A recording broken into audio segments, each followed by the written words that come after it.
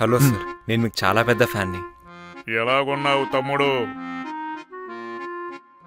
Volunteer తమ్ముడు. ఏంటండి, ఏం కావాలి? మా సైకిల్ ఎక్కితే నీకు 10,000 ఇస్తాము. నాకు అర్థం కాలేదండి. పోనీ 15,000 తీసుకో. దేనికండి? ఏమీ లేదు తమ్ముడు, నువ్వు 50 ఇల్లు తిరుగుతావు కదా, వాళ్ళతో చెప్పి మాకు ఓటు వేయిస్తే ఇంటికి 10,000 ఇస్తాము. వేరే వాలంటీర్లతో కూడా చెప్తే వాళ్ళకి కమిషన్ ఇప్పిస్తాం తమ్ముడు. ఏం ఆలోచిస్తున్నావు తమ్ముడు? అంటే నేను మరీ అంత ఎదవలా ఎలా కనిపిస్తున్నానా అని. దీనికోసమా నన్ను ఊరు నుండి హైదరాబాద్ పిలిపించారు? ఆ జీతంతో ఏం సరిపోతుంది తమ్ముడు, మాకు హెల్ప్ చేస్తే డబ్బులు ఇస్తాం. ఇలాంటివి చేసే ఇంకా అపోజిషన్లో ఉన్నారు.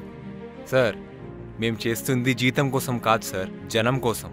అయినా వాలంటీర్లు అందరినీ పెద్ద పెద్ద మీటింగ్లు పెట్టి మరీ తిట్టారు కదా, ఇప్పుడు మేం కావాలా?